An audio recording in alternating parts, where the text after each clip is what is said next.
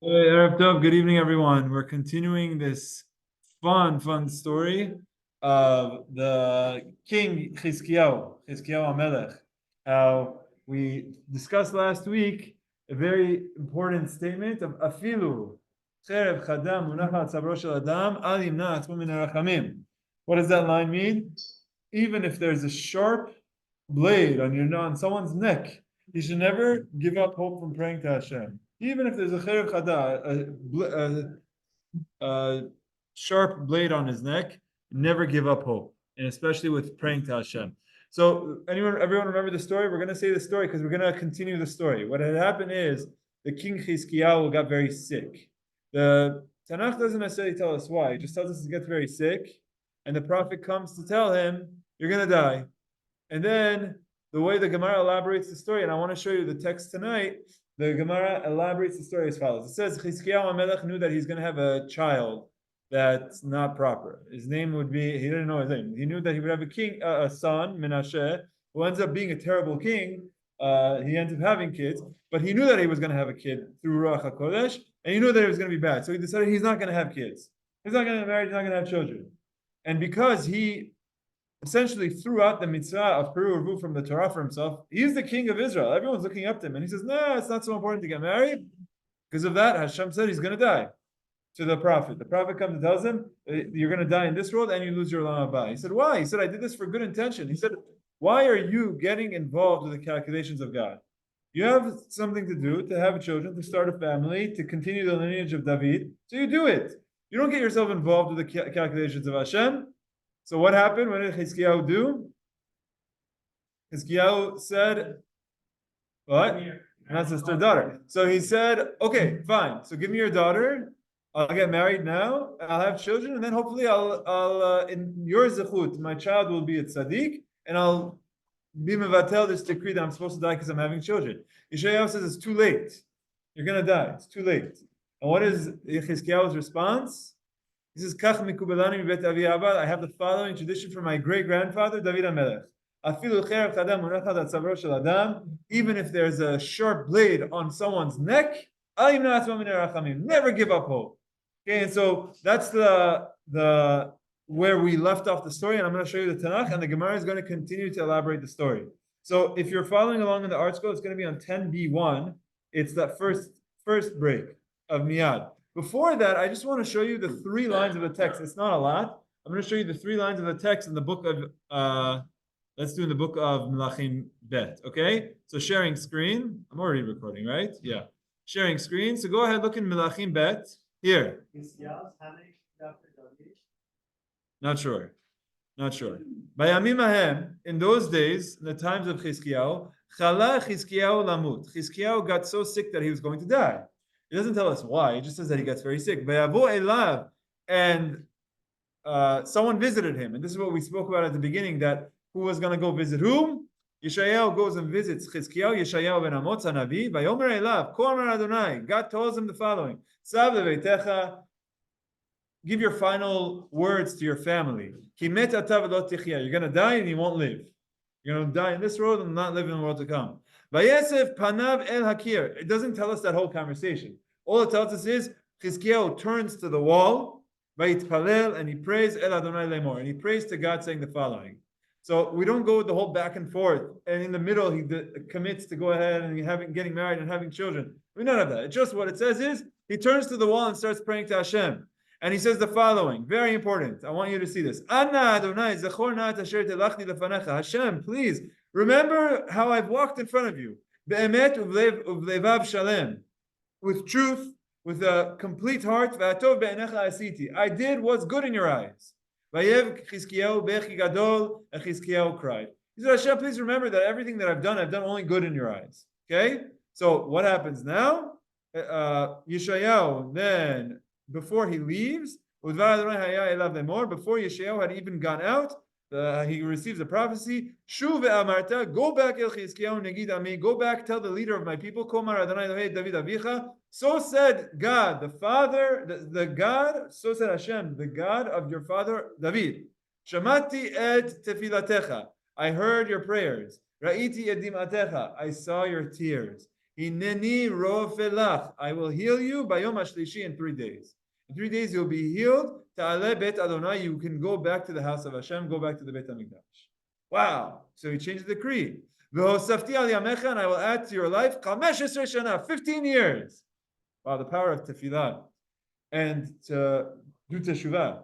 15 years, umikaf melech Ashur atzilecha, and I will save you from the hands of the king of Ashur, who is an enemy king that wants to hurt Am Yisrael. Ve'ta'ir hazot, and this city of Jerusalem, v'ganoti ala ir hazot, and I will protect this city, lema'ani, for my sake, meaning God's sake, uleman David avdi, and in the sake, for the sake of David. Who does he leave out? In the sake of Chizkiyahu, right? He says, I will heal you, and then I will save Jerusalem for my sake and David's sake. But he doesn't say Chizkiyahu's sake and your sake. Okay, that's an important omission. Okay, so you see this story. So what happens? It tells us in the text, it says he turns to the wall and starts praying. So with that context, we're going to learn some Tanakh tonight. So we just learned the first couple lines of Melachim Bet, chapter 20. Later we're going to learn chapter 4 of Melachim Bet. But let's go to our Gemara. Here we go. Picking up from Miyad. So if you're looking at the art scroll, it is right there, 10B1, Miyad. It's the first break. Miyad, immediately. He turns his face to the wall, and he prays to God. My kir, what does it mean when he turns to the wall? It's odd.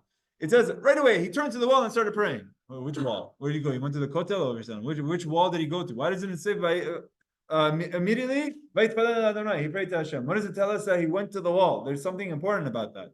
Amar Rabbi Shimon ben Lakish, mikirot libo. It's not that he went to a wall and prayed, but that he prayed from the depths of his heart. Mikir is really talking about from like the inner wall. He hit his inner wall. He poured out his heart in prayer. Shne'emar, it's a pasuk that Yirmiyahu says, Me'ai achila kirot libi. When Yirmiyahu is speaking about the pain that he's feeling for the destruction of Yerushalayim, he speaks about the walls of my heart are in pain. Meaning like this is at my core.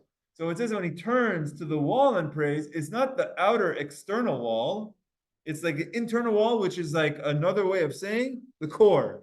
He really went down to the core and he poured his heart out in tefillah. Fine. That's one explanation.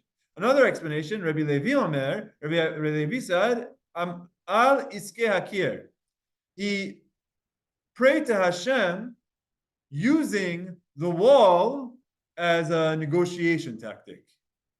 Regarding the wall, okay. Well, what's the story of the wall? So we're gonna quickly touch on the story, and we'll expand the story later. Amar lefanav, he says in front of God. This is like his negotiating. Hashem, Ribono shel olam, God, Uma Shunamite shelo asta ela kir achat kitana. The Shunamite woman. There was a woman from Shunem. You know the story of the Shunamite woman?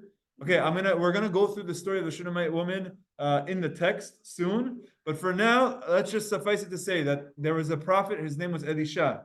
He would travel through a city named Shunem, and there was a woman there in the city of Shunem that had a very nice house. And what she had done was she had designated a part of her home for this prophet. So Navi Elisha, anytime he wants to travel, he has a room to go to. Okay, so it says that she designated a room for him, and it's like she made a wall. Let's say she put up a wall. This room is yours. So what he's saying is this woman who put up one wall to help one prophet, she made one wall, one small wall, and the merit of this, you brought her son back to life. Her son was very sick. Her son was dead essentially, and you brought him back to life. And we'll say this story later. But it's a story of this woman did one act of kindness by building one wall for the prophet, and you brought her son back to life. Avi Abba, my grandfather, Shlomo Hamelech, shechiva et ha'echal kulo b'ketzev zahav. He didn't just build one wall. He built the entire. No, Gabriel, we did it on Shabbat. That's why you're confusing things. Yeah. So just for whoever wasn't there on Shabbat, I went through the story of the Isha Shunamite in the text in my minyan. So that's why a few of these guys, Gabriel's like, why is he pretending like he didn't teach us this entire story? We just did it. Okay, we did it on Shabbat, not here. We'll do it right now. Good. So he says, so The Isha Shunamite built one wall and you saved her son's life. My grandfather built a ton of walls. He built the entire Beit HaMikdash. And it wasn't just for one prophet, it was for the entire Jewish people. Can't you save his grandson? Oh, Mr. Zavali. Oh, no, you're sorry. Shalom Aleichem. Wow. It's the first time you're in the shiur on the Western Hemisphere. Usually you're. Wow. Okay, it's a zechut. It's a zechut to have you in person. Okay, very good. Okay, so that's why it says when he turned to prayer, he used the wall as his negotiation. What does that mean? He used the wall. He's saying, if the Isha Shunamite built one wall and you saved her son's life, then my grandfather built many walls. He built the entire Beit HaMikdash. Save his grandson's life, me. So that's his negotiating. Okay, so that's why it says he turned to the wall, meaning he used this kal vachomer. Hashem, you saved this child, and it's not just saved the child. The child was dead, and it brought him back to life. Here he's like, I'm not dead yet, so keep me alive. Okay. Now this is the next line we just read, it's continuing the story. Zechorna, please remember, et asher talachti lefanecha, that which I walked in front of you, God. Be'emet uvlev shalem. I think we read uvlevav shalem. Oh, this is a pasuk in Yeshayahu. Amazing. There's a parallel. We read the pasuk from Melachim Bet. This is actually quoting a pasuk from Yeshayahu, and he says, "Remember that which I walked in front of you. Honestly, ve'hatov be'enecha asiti. I did what is correct in your eyes." Okay, so he says, "Remember, I walked in front of you in the right way, and I did the good thing in your eyes."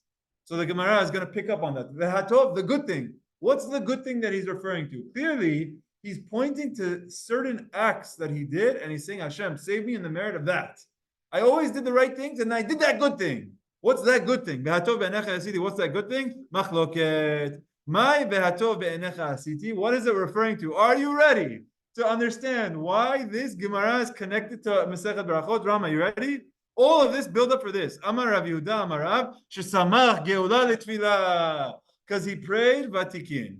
He prayed in a netz minyan. So what is he saying? This is, by the way, this is why Rashi says this is why the story was connected. Otherwise, this has nothing to do with anything. Chizkiyahu Hamelech said, Hashem, save me in the merit of all of the times that I prayed vatikin. Those times that I prayed in the netz minyan, the hanetz minyan, like Rama did last week, 2 weeks ago. Rama, you didn't tell me, but I had a spy. I had a spy who told me the next morning they went to Hanetz Binyan, and he's like, Rama was there. I was like, wow. Oh, okay. So you don't need to tell me everything. Okay, so it was a Netz Minyan. You were there at Netz, right? You were there at Netz. Okay, so so he said, what is that one thing that Chizkiyahu is pointing to in the merit of this that I did? What did I do? He prayed Vatikin. He was a Netz Minyan goer. So because of this, he's saying, Hashem, save me. So this is Gemara showing the connection. Remember what we said. Someone who is somech geula letfilah, what did we say? Inon nizok, he won't be hurt that entire day. So he's saying, look, Hashem, in the zechut of me praying at the time of sunrise, you should keep me alive. That's the first opinion. Rabbi Levi says no. He was referring to some other act, a very specific act. Sheganaz sefer refuot. He destroyed and basically he took away, he suppressed the Sefer Refuot, the book of healing. What is this talking about? Okay, this deserves just a little bit of background. First of all, it's a machloket. There is a book called the Book of Healing, Sefer Refuot. This book, let's go with a simple understanding that it basically was medicine of the time, how to cure and heal everything. Any disease that was known to mankind, there was cures in there and healings. It's like webmd.com or something. I don't know, like dealing with the remedies of the time. And this is very good because people were using it and getting better. But there became a problem. The problem that came up was people stopped believing in Hashem or feeling the need to pray to Hashem. It used to be that people were sick, and when they would be sick, they turned to Hashem in tefillah.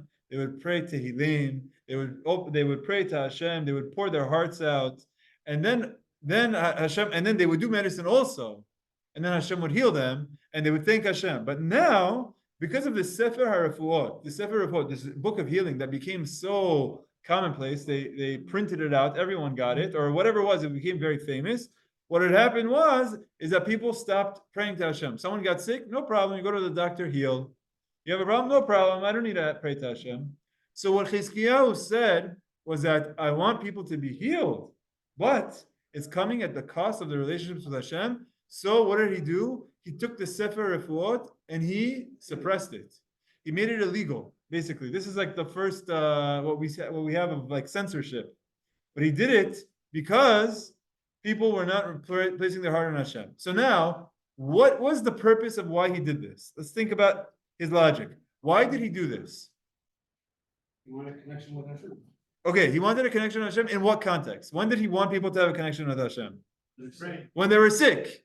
And what he was saying is, Hashem, people are sick and they're going to refuah, but I want them to come to you and I want you to heal them. That's why I did this. So here's exactly that situation. I'm sick and I'm turning to you in tefillah. If you don't heal me right now, what you're showing is that really we can't count on you. Really what we should do is use the book. Hashem, I did this so that people have strong relationships with you. So I did this in the sake of tefillah for you. So now here I am pouring my heart out in tefillah for you. Hashem, please help me. So you see, like he was playing his cards very, very, very strongly, Chizkiyahu Hamelech. He was using all of his negotiating tactics, which is not a bad thing, right? It's using his tefillah and really, really, really pouring out his heart, everything that he can. Now, you can't force Hashem's hand in anything. Hashem is the one that rules the world. And no matter how strong you are, you can't twist God's arm. But what he's saying is he's really pouring out his heart and he's saying, Ribono Shel Olam, I did these things for your sake.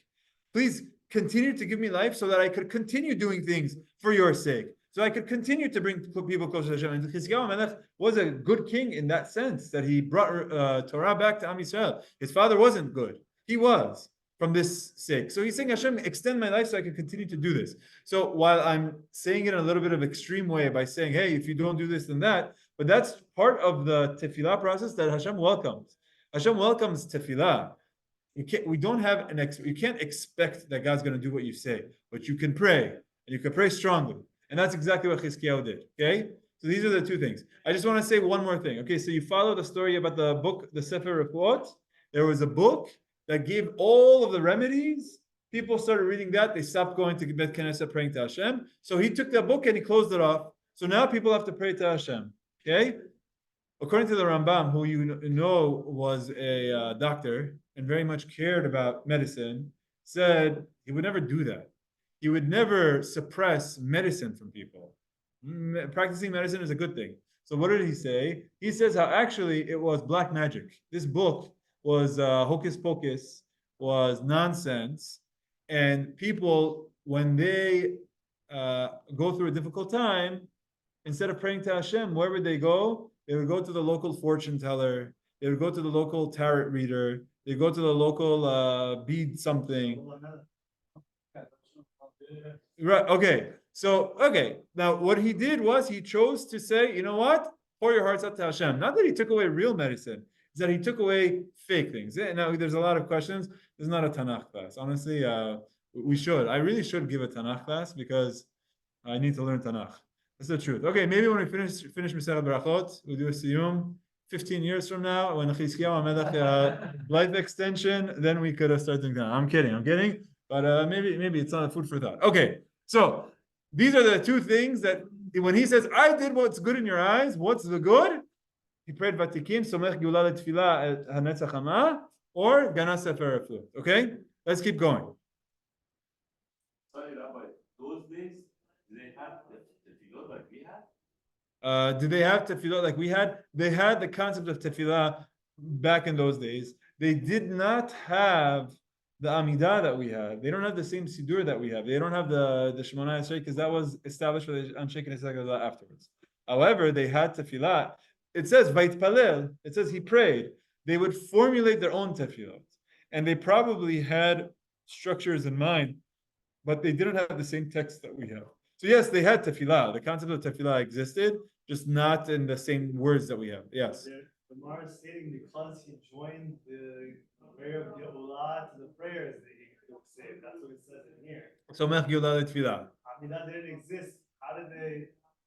So again, the concept of Vaitpalel, of Tefillah, did exist. The text that we have, Baruch Hashem Elokeinu Gulei Avotenu Gulei Avraham Yitzchak, they had a different one, but they had moments where they said, "Okay, now I'm going to pray," and they would go into their Amidah. And what they would do is, as soon as they would finish their Geulah, you're asking a good question. What was the Geulah? It was a variation of what we have today. Exactly. It was a variation of what we have today. I think that's a good way to say it. It's a good way. What the Geulah today? What prayer is Baruch that? Hashem Ga'al Yisrael. Is that one bracha? The entire bracha of after V'yatziv v'nachon v'kiyam v'yashar Last Baruch part, Hashem, Geulah. that entire bracha is called Geulah. Geulah is Amidah. Correct, exactly. So that's the Somech Geulah Tefillah, which Tosfot already explained. It's not just Somech Geulah Tefillah, but it's Somech Geulah Tefillah the way the Vatikin did, which was at HaNetzach Hama. Okay, good. Let's get to some fun, juicy things. It's now going to tell us, once we started talking about something that Chizkiyahu Hamelech did, that he got rid of the book of remedies, we're now going to speak about 6, I'm going to use these in air quotes, controversial actions that Chizkiyahu took in his career. 3 of them chachamim agreed with, 3 of them chachamim didn't agree with. You could see how the rabbis of that time are not like the politicians of our days. Politicians of our days, if your party's president does something, no matter what he does, you agree with him. And if your opposite party's president does something, no matter what, you disagree with him, no matter what. Here we're going to see that chachamim of the time in 3 things agreed with their president or their king, and in 3 things didn't. Okay, so they followed policies. They didn't. There was no partisanship. Let's see what they did. Okay, ready? Tanura Banan, we learned in the Braita. Shisha Devarim Asach Chizkiyahu. Oh, hold on, just for the sake of the Zoom people. Yeah, never mind. Oh, this is what I wanted to do. Okay, here we go. For the Zoom people. Tanura Banan, we learned in the Braita. Shisha Devarim Asach Chizkiyahu Hamelech Ashlosha Hodulo ve'Ashlosha Lo Hodulo. There are 6 things that Chizkiyahu did, innovative actions, 3 of which the sages agree with, 3 of which the sages did not like. They did not agree with. Ashlosha Hodulo. What are the 3 that they agreed with? Ganaz Sefer Refuot. He suppressed. How do they translate ganaz? Buried? Hid. Good. He hid the book of remedies. Vehodulo. They agreed with him. This thing was becoming out of hand, so they agreed with him. Kitet nechasha nechoshet. Vehodulo. He destroyed the copper snake, and they agreed with him. Okay, what's this? We have to go through a whole other story. Basically, in the Parashat Chukat, the Torah tells us that there was a plague in the desert while the Jewish people were traveling from Egypt to Israel. There was a plague, and the plague had snakes killing the people. Serpents were killing the people. And it was taking over, and all of these people were dying, and they were begging to Moshe, what should we do? And the direction was, make a copper snake, a huge copper snake, and people will look at that copper snake. And when they look at the copper snake, they're going to get healed. It's not only is it counterintuitive, but it smells like avodah zarah. It's like idol worship almost.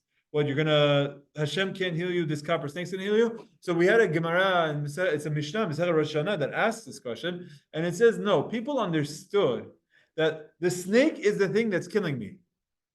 If the snake is the thing that's killing me, but then when I look to this snake and it saves me, then obviously it's not the snake that's killing and it's not the snake that's saving. Because if the snake is the thing that's killing me, making a copper snake shouldn't save me. So what is it really? It can't be the snake. It's Ribono Shel Olam. That's the way it's explained. How people understood that Ribono Shel Olam, Moshe said you should build this snake. When you look at this, you look up to Shamayim, you remember really Hashem is the one saving the world. Because how does it make sense that a fake snake could save me from a real snake? It doesn't make any sense. So I must say that really Hashem is running the whole world. Now, again, same concept. What happened? People who wanted to get healing, what would they do? They would go look up to this copper snake, and eventually this copper snake became an idol. It became abused. It was working, but it became abused to the point that they started to think that it had powers. So even if it didn't work, they started to believe in it. And what did Chizkiyahu say? He said, it might have been good for that time, it's not good for this time. And he took it and he destroyed it. What Moshe Rabbeinu built. Pretty intense. Imagine I had something that Moshe Rabbeinu built in my time, and I'm going to destroy it. It's a crazy move. Do you think the rabbis agreed with him? So our Gemara tells us they agreed with him because people were losing faith in Hashem. So kitet nachash nachoshet v'hodu lo. No, he destroyed it. He destroyed it. Number 3, Gerar atzmot aviv al mita shel chavalim v'hodu lo. His father was a king, King Achaz. The king was not a good king. And normally, when a king passes away, they have a whole funeral procession, and they would carry the body in a casket of gold, of silver, so, treating him well. What Chizkiyahu did for his father was he carried him in a very disgraceful way because he wasn't a good king. And what he said was, my father will benefit from the disgrace that he gets in this world, so this way he doesn't go to Gehinnom. At least he should get disgrace in this world, so he goes to Olam Haba. Get his punishment and Yisrael in this world. That's a crazy move. Not crazy, sorry. That's a bold move. Because he was the king, he was your father. Are you allowed to disrespect your father after life? It's a bold move to do. And what does it say? V'hodulo. The sages agreed with him. Why? Because he was a king and he was in a position of power and people looked up to him and the way he acted was improper.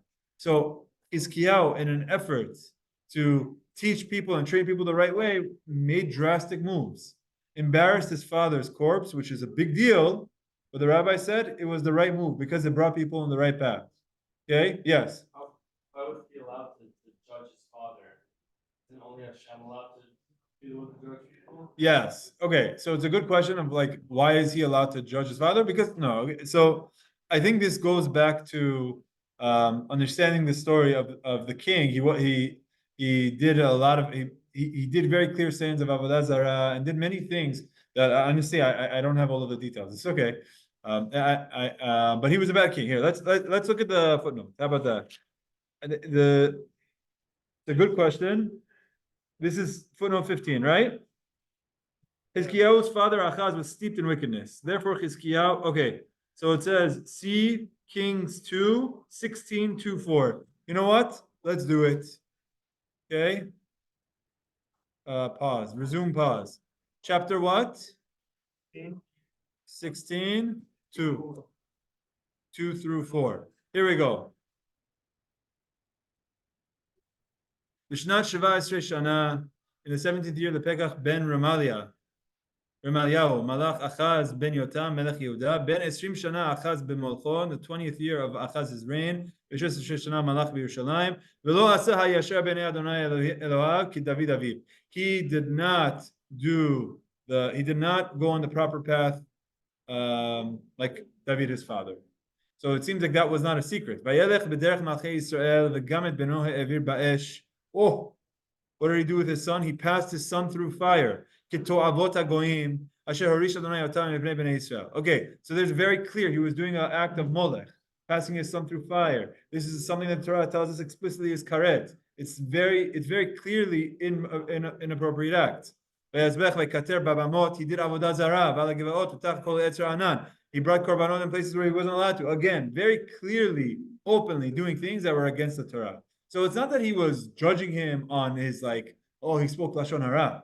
It's that he was very clearly doing things that were against Hashem, complete idol worship, and so he did this to number one for his father to get kapara, and number two to show Am Yisrael that this is not the proper way of acting. Yes.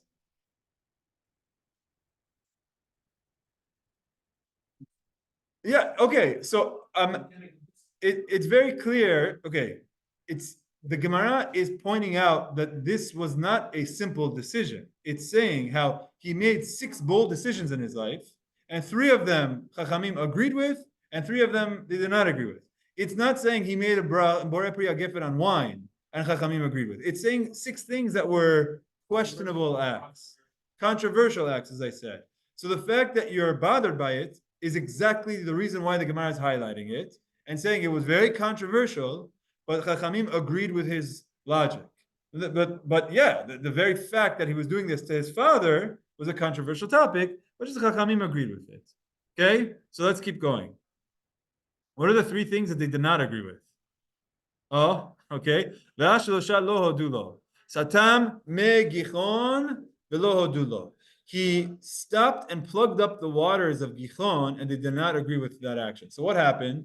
The king, the enemies of from Ashur were coming to attack Yerushalayim. And so what did he do? He destroyed natural resources. He plugged up the wells so that this way, what is it? Yeah, exactly. He's destroying natural resources because he's saying so this way they won't get to drink. But part of doing that is he's destroying Eretz Israel. And then what happens if they don't come? You just destroyed your own resources. Chachamim did not agree with this approach. They said you should have prayed to Hashem, you should have trusted in Hashem that you're not going to get taken over. That was the first thing that he did that they didn't agree with. Number two, he took off the walls, the doors of the Beit HaMikdash made out of gold, and he sent them as a gift to appease the king of Ashur. What did he do? He said, please don't attack me. And here, I'm going to give you everything. Here, even take the walls of my Beit HaMikdash. Just leave us alone. And he said, what are you doing? You're giving in too much to them. And Chachamim didn't agree with him. Okay, we can't, I'm not going to be able to go through every single, first of all, I don't have the context for every single story, but what you have here is like, these are 6 stories that happened in Tanakh, and this is one that they didn't agree with. Next one, Iber Nissan ben Nissan, velo hodulo. He made it a leap year after it was already Nissan. So this is something that we've discussed at length in Masechet Rosh Hashanah, but essentially, the way it works is as follows. Every year is 12 months. Sometimes it's 13 months.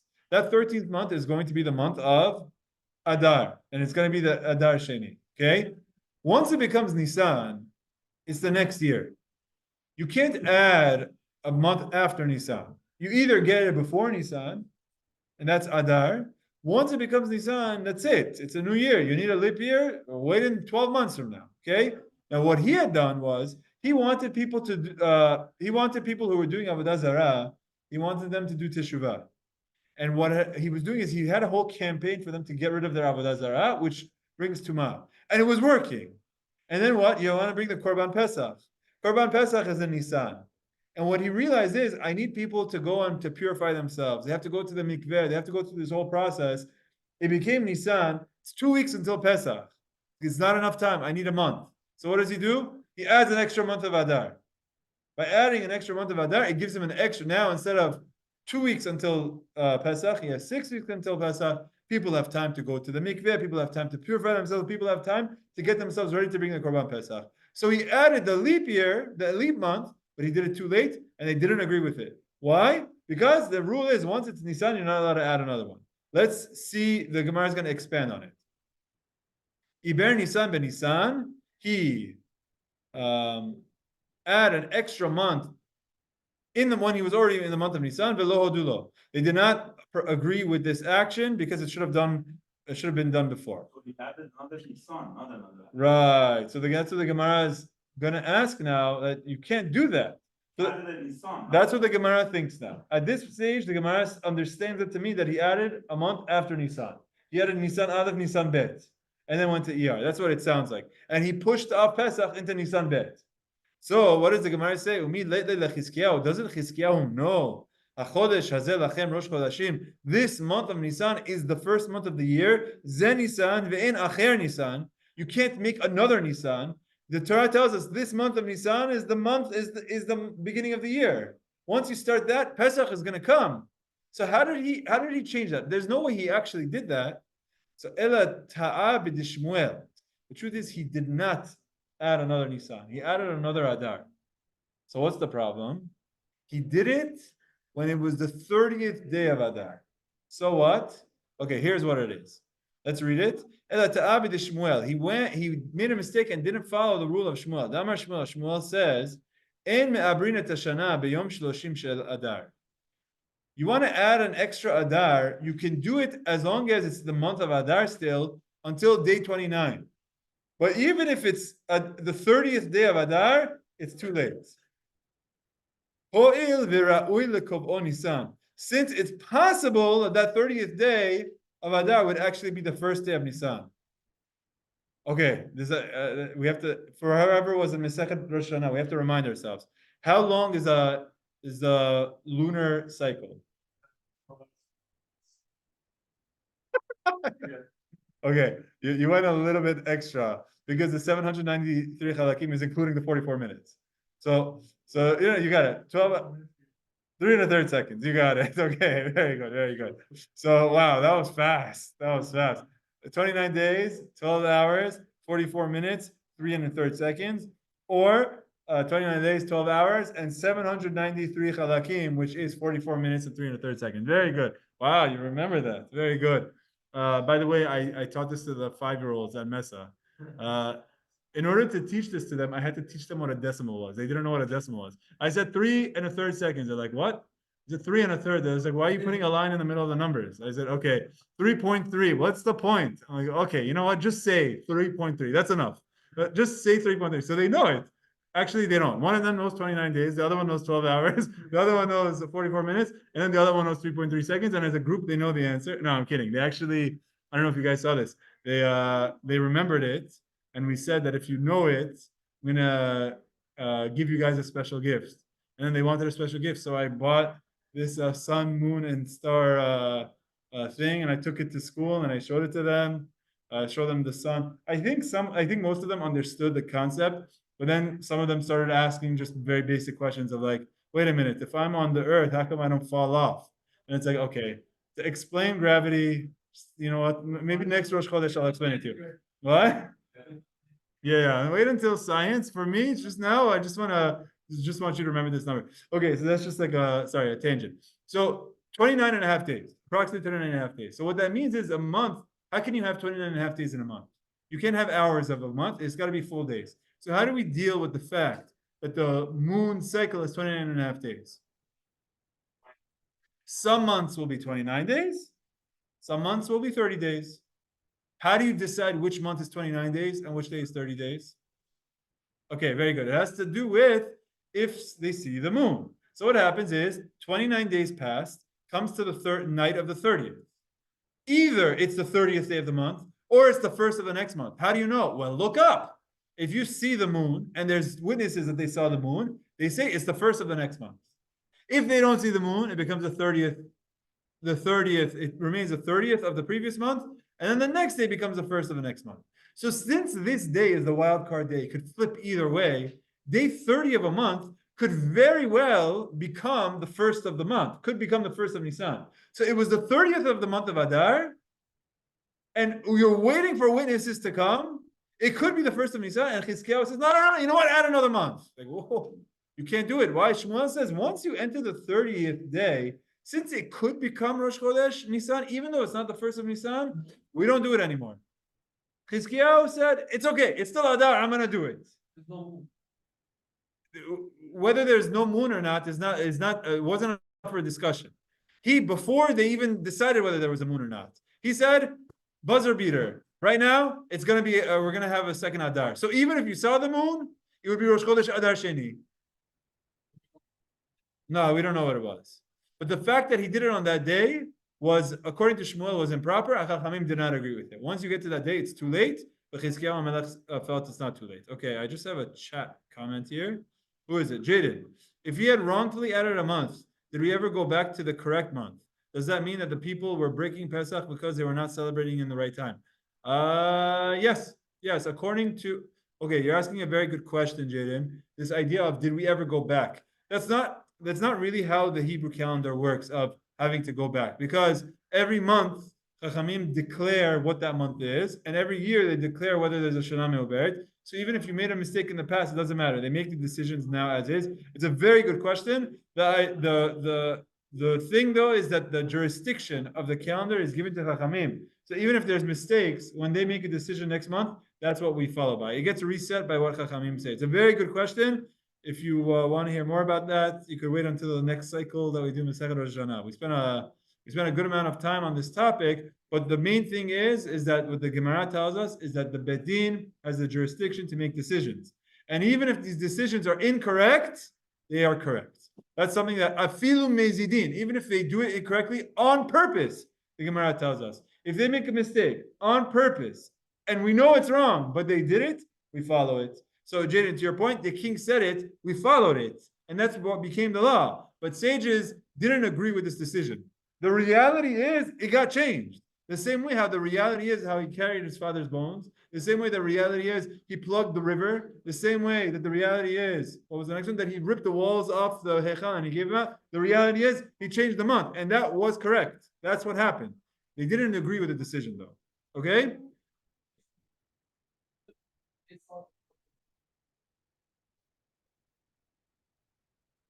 Yeah, okay. It was too late. Sometimes it's too late. Sometimes it's too late. They would have agreed with him if they would have had this decision. But sometimes you're a king, you have to make executive decisions, and you don't have time to go through the whole process. So he made an executive decision, but it was just too late, according to what they said. Yeah. They're the ones that call it, and if they agree with him, why? So we're using the term chachamim very broadly here. There's different levels of chachamim. It could be that court at that time went ahead and did what he said. He said, do it, they did it. But then afterwards, as it's being reviewed, it's saying like, look, what you did was illegal. You have this now also. There are times where the president passes an executive order and then it goes to the Supreme Court afterwards and they say it's illegal and they have to revoke the executive order. So like that's sort of like what happened. They said he made the wrong decision, but it's too late. Okay? Savar ho'il v'ra'ui lo aminan. He felt that we don't have to say that since it's on the 30th day that you can't go back. Okay. Wow. Honestly, I thought we would be covering more ground, but it's just so many different topics, so it makes sense. Okay, here we go. You guys remember, what did Chizkiyahu say in his prayer? When he turned to the wall and he prayed to Hashem, we saw it earlier tonight. What does he say? Hashem, please save me. Why? Because of all of the good things that I've done. I've been so good in front of you. I've always walked in the right path. So Hashem, please answer my tefillah. So he is saying, Hashem, answer me in my merit. And what did Hashem answer him? Hashem says, I'll protect the city in my merit and in the merit of David, not you. So now the Gemara is going to view that in contrast to something that happened in this week's parasha, or Parasha Kitisa. When we had the Chet HaEgel, Hashem wanted to destroy the entire Bnei Israel. Moshe Rabbeinu prayed to Hashem. Does anyone remember? When he prayed to Hashem, what did he say? Zechor Abraham, Yitzchak, Yaakov. Remember Abraham, the promises he made to Abraham, Yitzchak, and Yaakov. Okay? Chizkiyahu says, remember what I did. Moshe says, remember what they did.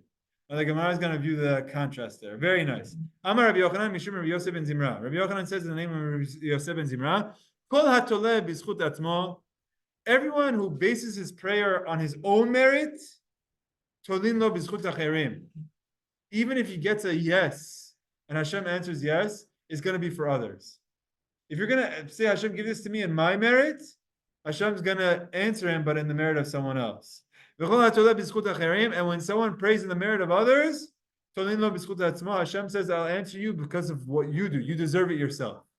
So it's almost as if to say that if you're so haughty to think, Hashem, answer me because I deserve it, Hashem's going to say, like, I'll answer you, but you don't deserve it.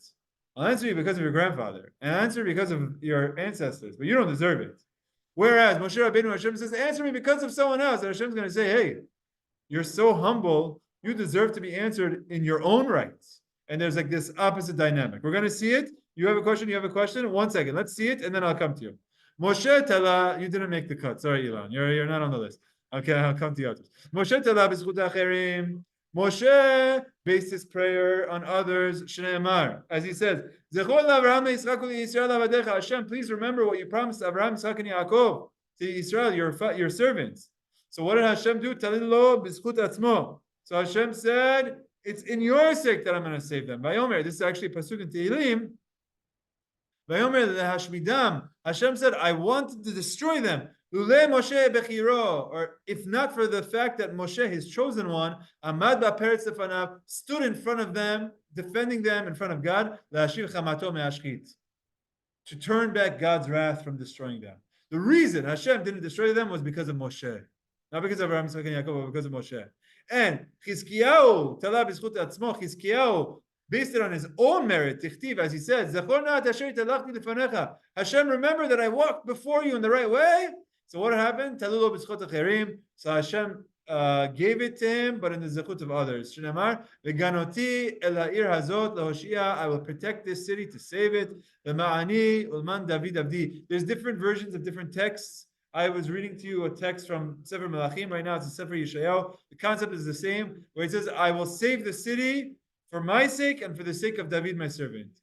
V'hainu de Rabbi Yeshua ben Levi, and that's why Rabbi Yeshua ben Levi, finishing up the story, says, "The Amar Rabbi Yeshua ben Levi says, "My dichtiv hine l'shalom mar limar." Chizkiyahu, when he talks about the fact that Hashem saved him, he says it was very bitter for me. It was bittersweet for me. It was good, but it was bitter. Why was it bitter? Simple meaning is because he was sick, about to die.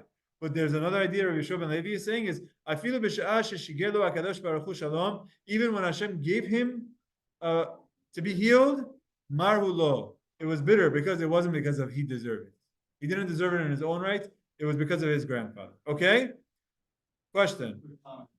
Yes. Funny that he also, Hashem specifically doesn't say Shlomo Hamelech, but he, in the negotiations, he goes, "Oh, do it for my great grandfather Shlomo who taught Beit HaMikdash." It's funny that he was ironically the one that gave away the walls of Beit HaMikdash also. Wow. Which the chachamim didn't agree with. Very, very interesting. Before we were saying he prayed to Hashem, my grandfather Shlomo Hamelech built the walls of the Beit HaMikdash. Yeah, but you gave those walls away. The chachamim felt that was inappropriate. Very good. You had a question? You had a question, yes. Why do we say that so much? Exactly. So we say, in all of our tefillot, we say the mancha for Hashem's sake, for sure, but we also do, what is it? Hashem,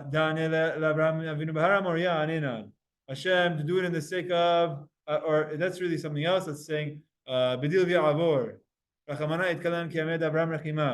Remember the promise you made to Abraham. Remember Yosef.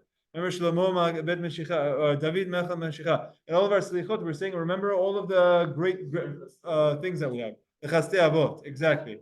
Eloheinu v'Eloi Abraham, Eloi Yitzchak, Eloi Yaakov. You do it in their sake, do it in their honor. We're always invoking the merit of our great grandfathers, because otherwise it's like, Hashem, do it for me, or do it for me. Do you really deserve it? Okay, good. What time is it?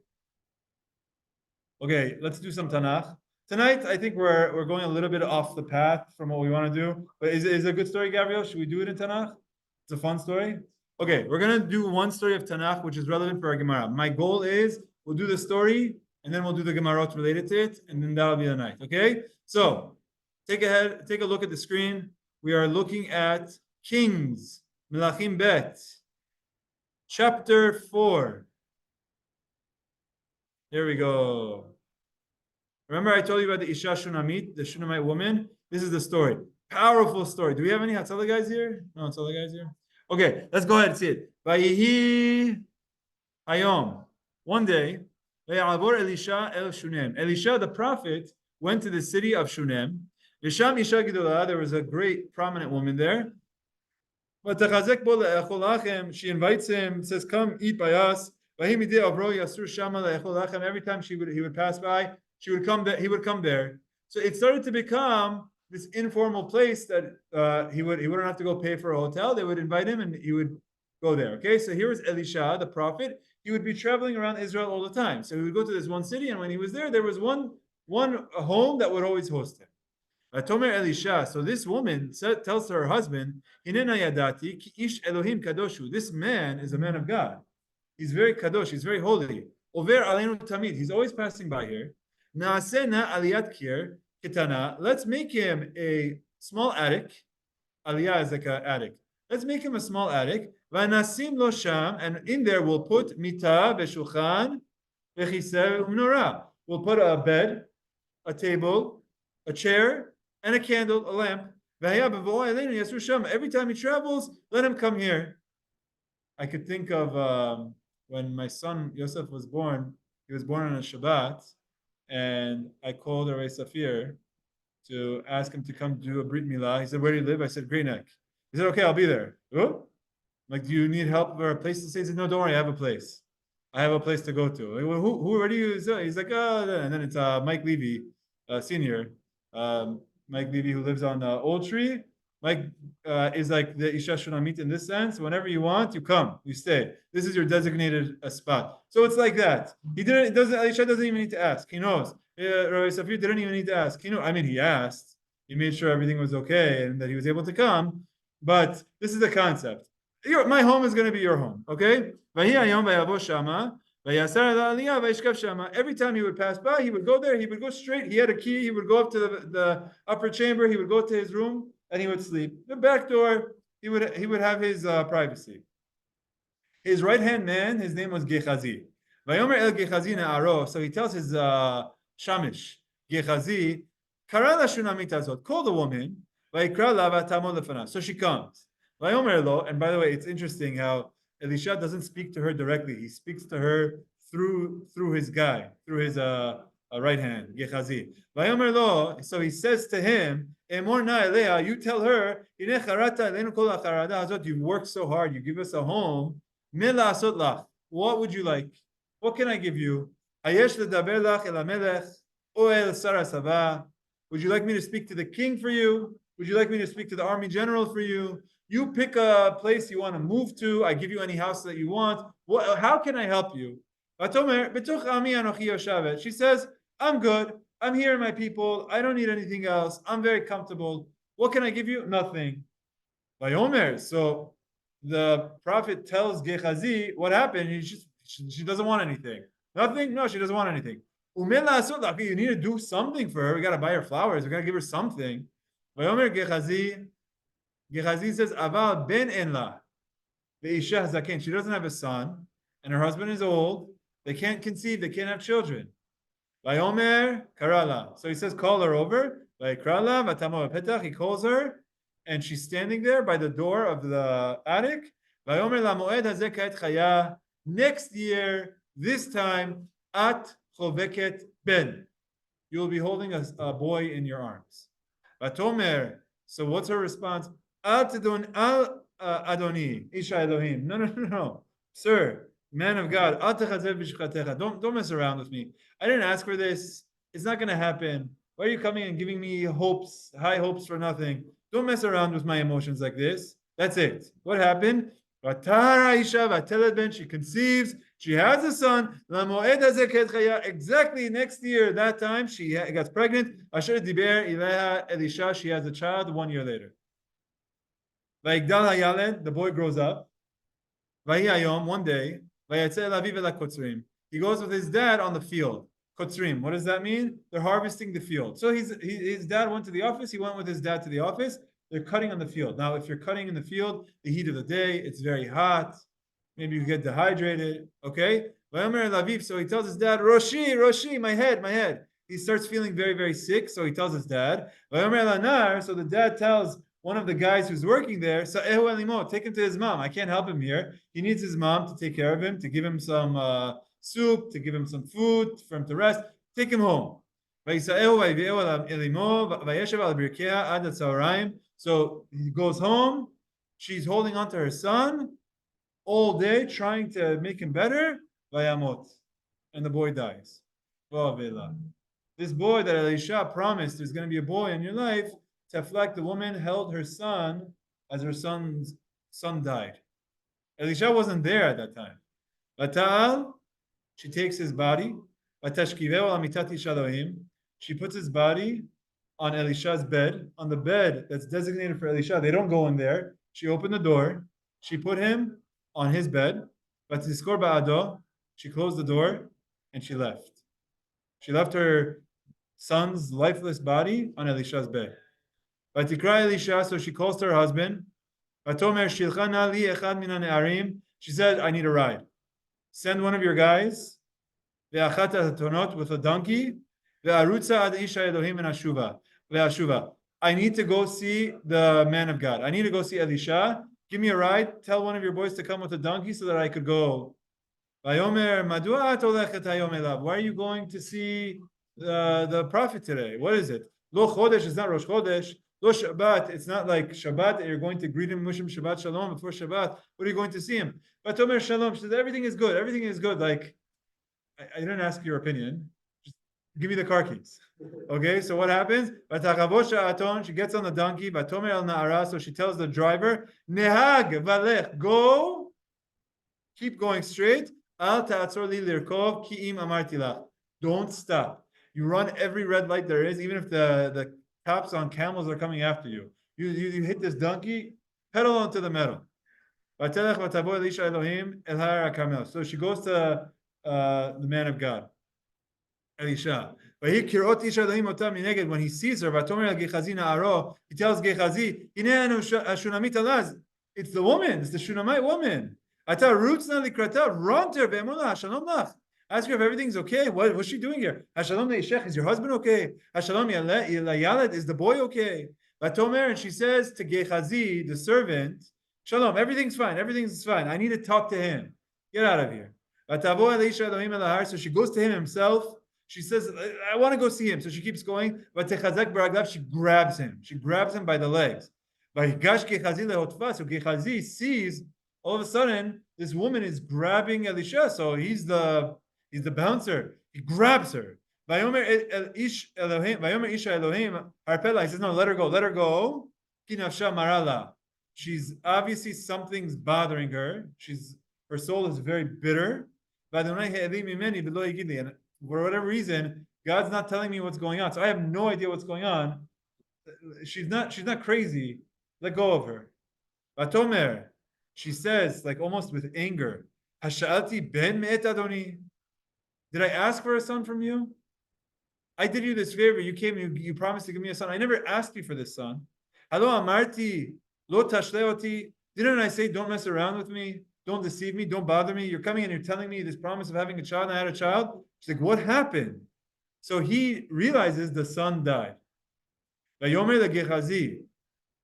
He tells Gehazi, remember Gehazi is younger, quicker. Hagor modnecha, saddle up. V'kach mishanti biyadcha, take my staff. Biyadcha valech, and go as fast as you can. Lo timsa ish, ki timsa ish, lo tevarachenu. If you see anyone, don't talk to anyone along the way. Pedal to the metal, put on your shades, go. Ki varachecha ish, if someone says hello to you, lo ta'anenu, don't answer him. V'samta mishanti al penei anar, run straight to the child, put my staff on the child's face. V'tomer em anar, chai Adonai, v'chi nefshecha im e'ezotcha. And so the mother of the child says, I'm not leaving. Vayakom vayelech achareya. So she goes, he follows her. So they're going home together. Gehazi runs into the house, goes up straight to the attic, takes the staff, puts it on the boy's face. Ve'en kol, ve'en kashev. There's no sound. There's no voice. The boy's dead. What's he going to do? He can't bring the kid back to life. Kid's dead. Gehazi goes back to Elisha. Ayashov dikrato, vayaged lo lemor. He goes back to Elisha and he says, he didn't wake up. Elisha says, I'm going myself. Elisha himself gets on the donkey, travels there. He comes up, he goes straight to the room. It's like a scene. The mom is there, Gehazi is there, the child is there, and he walks into the room. He says, everybody else, everyone else, I want to be here alone with the boy. He closes the door. He prays to God. He asks Hashem for something. He gets up, goes up. He lies down on the boy. Piv al piv. He puts his mouth on the boy's mouth. Ve'enav al enav. He lines up his eyes with the boy's eyes. Ve'chapav al kapav. He puts his hands on the boy's hands. He holds the boy's hands. Ve'ihar alav. And he stretches his body out on the boy. Vayachom b'sar hayale. The boy who was lifeless and his body was cold started to get warm, started to heat up, started to warm up. Vayashov vayelech babayit. He got up. Elisha got up, walked around the house. Achatena v'achatena. He went this way. He went that way. Vayal vayikhar alav. He went back onto the child. He stretches himself out. Vayizorer hanar at sheva pamim. And the child sneezes 7 times. Vayifkach hana'ar et einav. The child opens his eyes. It's like, there's got to be a movie about this. Like he probably puts on his shades, save the child's life. He gets up. Vayikra Gechazi. He calls Gechazi. Vayomer kra la Shunamite azot. Call the woman. I don't know why he just talked to her directly. He called the woman. Vayikraeha vatavo elav. Tell her to come. Vayomer, and he says, Se'ir benech. Take your son. Vayavo vatipol al raglav. She falls at the feet of Elisha, who saved her son's life. Vatishtachu arza. She bows down to him. Vatisaid bena. She takes her son. Vatetzeh. She takes her son out of the room and leaves the room. The end. That's the end of the story. So, crazy story. Basically, Elisha brought this child back to life. Okay? So now, do you remember a couple lines ago, we said that Chizkiyahu Hamelech prayed to God in the merit of the wall. He said, this Isha Shunamite built one wall for Elisha, and because of that, you brought her son back to life, and the zechut of this righteous woman's act. So I, who my grandfather built the walls of the Beit HaMikdash, shouldn't you save my life? What on earth happened here? Okay, there's two explanations, and both of them aren't necessarily going to be into detail. But the first explanation is he did a miracle. He prayed to Hashem. Clearly, the child was dead. How long was he dead for? It seems like it was a while. And he came in. He prayed to Hashem. He did something. Lined his body up on him. He started to warm up, and he became alive. And he sneezed 7 times. You could say how this was something supernatural, and Hashem did a miracle. Hashem did a nest for the man of God. Another explanation that the Rambam explains is, I believe it's the Rambam, that he did CPR. He did mouth-to-mouth resuscitation. He did something. He put his body weight on him. He stretched out on him.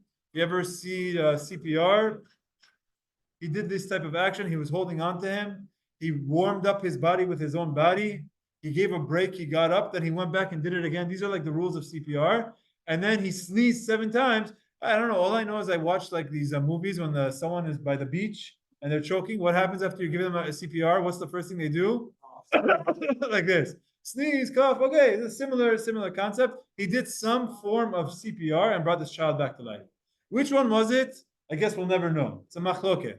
But what we see from this story is that, first of all, this woman did this act of kindness, and Hashem did this miracle for this child, gave him this child.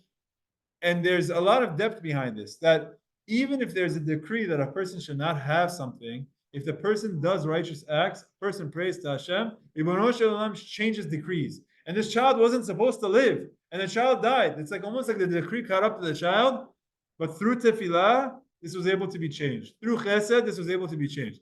So this goes back to the concept of even if there's a blade on your neck, or in this case, even if the child is dead, never give up hope, right? But from Elisha's side, it shows us how much he cared about even individual people. Okay, with that background, we have 9 minutes, maybe, we have a little bit more. I want to get through the Gemarot story of the Shunammite. After that, we have to go through this story, okay? Okay, so I'm going to hold off the questions. Let's go ahead to the back, flip to the Gemara. The Gemara says the following. I'm going to do this a little bit fast. You already know the story. She says to her husband, Naaseh na aliyat kir kitana. Let us make an aliyah. Aliyah sounds like an attic. Kir sounds like a wall. So she says, let's make a small attic wall. Is it an aliyah, an attic, or is it a kir? Is it a wall? Which one was it? Rav Shmuel, Chad Amar aliyah peruah haita. One opinion says it was a roofless attic, almost like a balcony. It was the roof. The keruha, and it's not that she put a wall, but she put a roof on it.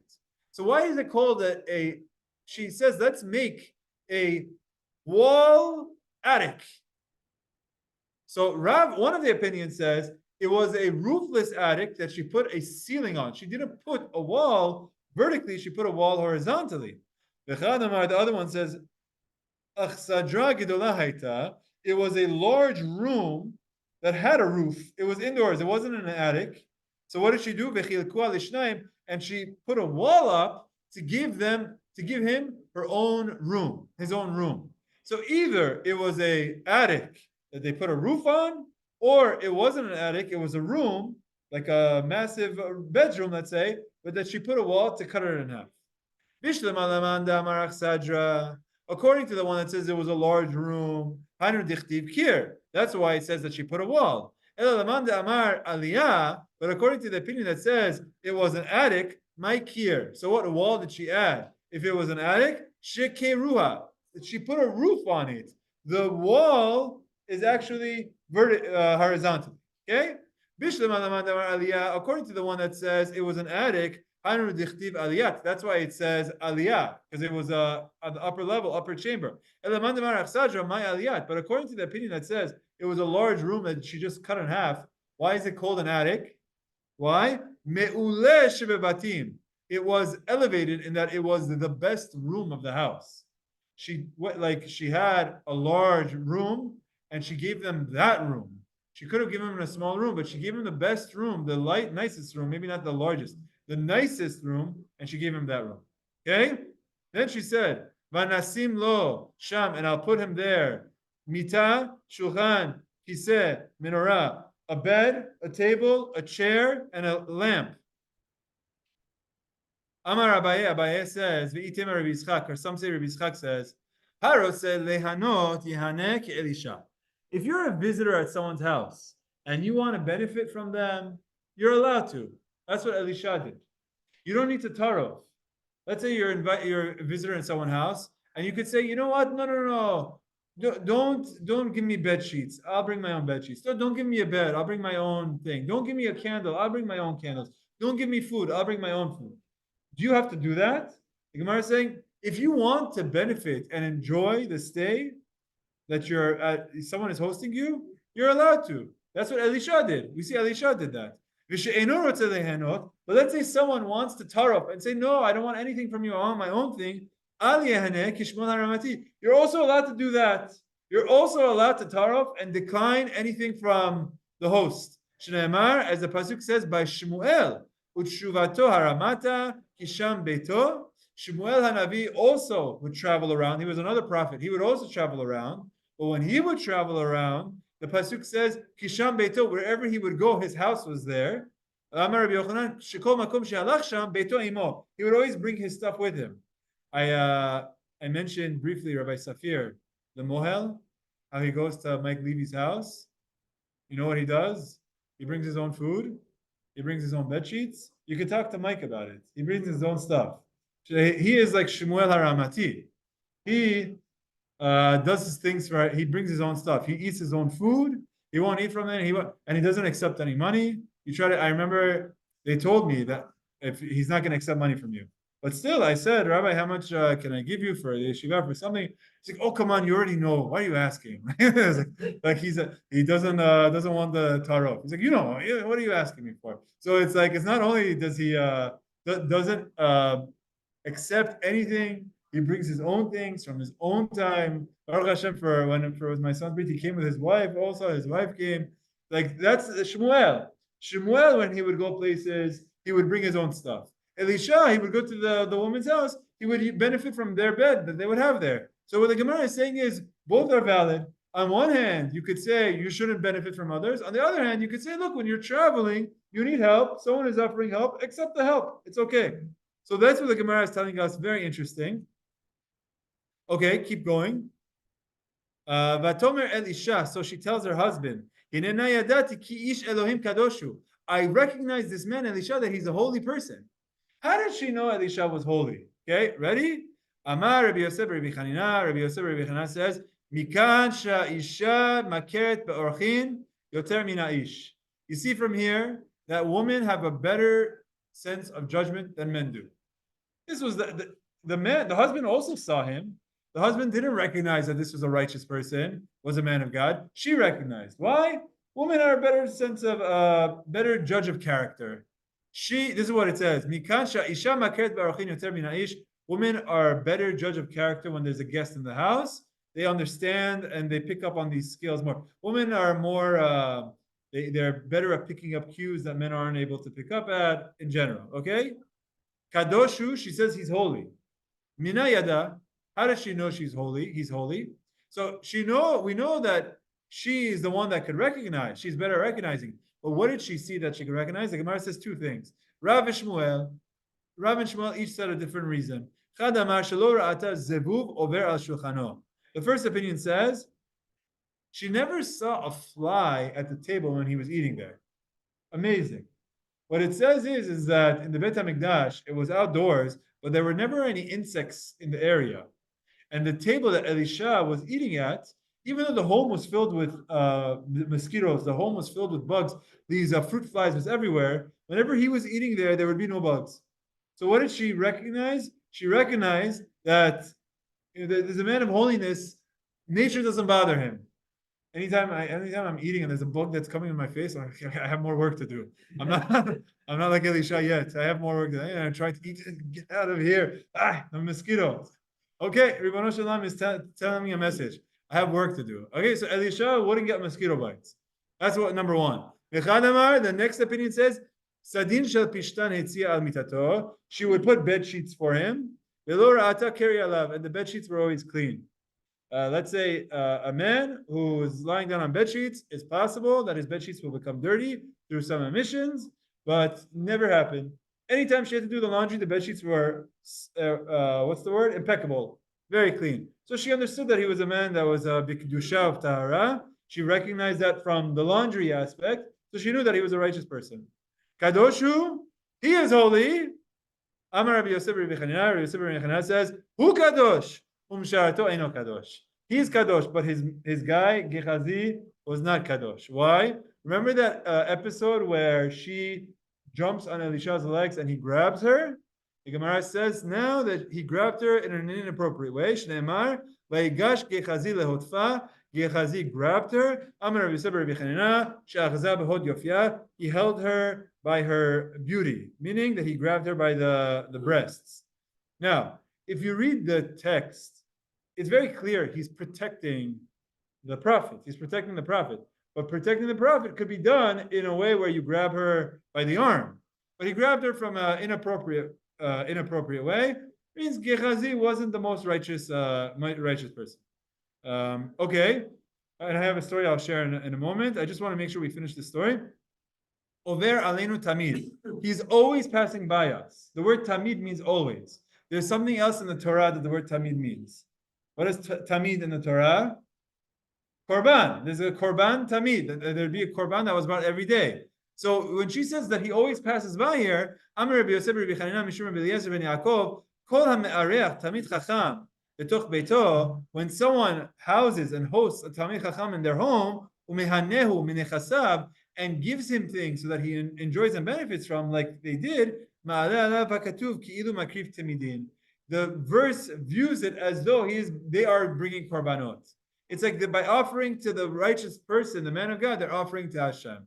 So that's why she says, Over aleinu tamid, he's coming by here always. It's also, he's bringing korbanot here, so to speak, that by our actions, it's as though we're bringing korbanot. I just want to say the story of Gehazi grabbing the person.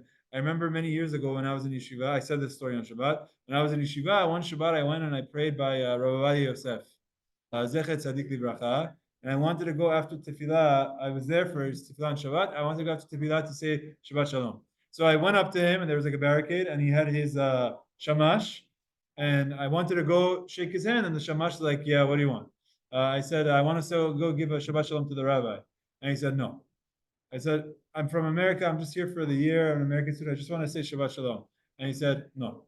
Like, I don't even need to say, I just want to go up to say Shabbat Shalom. No. And then as this is happening, someone else is approaching him. See, the problem is, Rama, I didn't know the right people. If I would go with you, you'd get me into his back room. I went by myself. I didn't go with Rama. So then when someone else, in the meantime, was approaching Rav Ovadia Yosef, I don't know if I remember fully because I was a little bit in shock that he kept saying no to me, but I'm pretty sure the shamash like, boom, tackled him. Like, not to the ground, but like, no, like this, like why? Because his job is protect the rabbi. So someone comes up forward him, boom, I think it was like an 80-year-old man, like, boom, tach, almost knocked him to the ground. Okay, that's your job to protect him. So that's what Gehazi was doing. So even though the Gemara is saying that he did it in an inappropriate way, look, he had to protect Elisha, but it's just saying like there's ways to do it.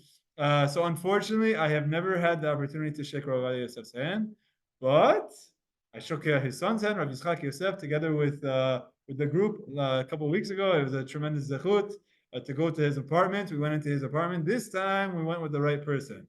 This one, he had someone who took us into his right home, so we were able to have that zechut.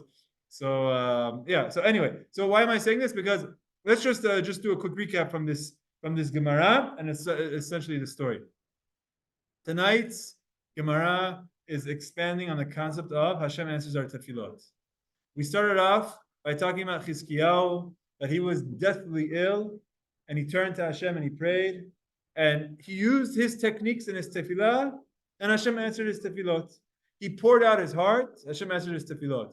Afilu cherev chadam munach tzavaro shel adam, al yimna atzma min harachamim. Even if a sword is on someone's neck, don't give up hope. Always pray to Hashem. You never know what's going to happen. So then when we spoke about that, we spoke about some of the actions that Chizkiyahu Hamelech did. Some of them were proper, appropriate. Some of them were inappropriate. Chachamim didn't agree with it. And through the process of going through this, we said that he invoked the Isha Shunamite story. And he said, Hashem, you answered the Isha Shunamite prayers and you saved her son's life because she did one act of kindness, or you saved the child because his parent did an act of kindness by building one wall. My parents built many walls, saved my life also. Once we did that, the Gemara then goes on and says the story of the Isha Shunamite. We read through the text. Once again, you see the power of tefillah, you see the power of chesed to do these mitzvot, and you also see the power of Elisha HaNavi, how he cared about a simple woman going out of the way to help and save this woman's life. There's a lot to study. Just before we end off, two things. We had a campaign, the Mishnayot Ba'al Peh campaign. We wanted to do Mishnayot by heart. Raise of hands. Has anyone tried? Has anyone attempted to do the first Mishnah by heart? Okay. So I'm talking about this again because next shiur we're going to finish the second Mishnah. We're going to move on to the third Mishnah. So we did one Mishnah about Tefillat Matai Kohen Shema Be'arvin, Shema in the evening. We did the next one of Shema in the morning, Shacharit. And we're going to move on to the next one about the positions of how you're supposed to be when you say Shema Yisrael. You should be sitting down, standing up. We're going to speak about that. So as we move on to the next Mishnah, it's important that if you want to do this campaign, to go through it, to remember, to read it. We've done two Mishnayot so far, yes. The assignment is to do the first parak, and I'm doing it also. So we're doing it together, Bli Neder. First two Mishnayot. Jared, you know it? You did the second one also? Okay, you did 1 and 2. Anyone else? Who else did 1 and 2? You have 1 and 2. I know Cody Cohen sent me a voice note that he did it by heart, and he said that it really helped him because then you understand who said what. I see Andy is doing it right now. This is like the kid who does homework in the middle of the classroom. It's okay. Go ahead. Do it now. Do it now. It's okay. No, okay. Go ahead. Do it now. So now is the time, Be'ezrat Hashem, if you can, this week is a good time to prepare to do these two because Be'ezrat Hashem next week we're going to move on to the next Mishnah. Hazak Baruch. Hazak Baruch.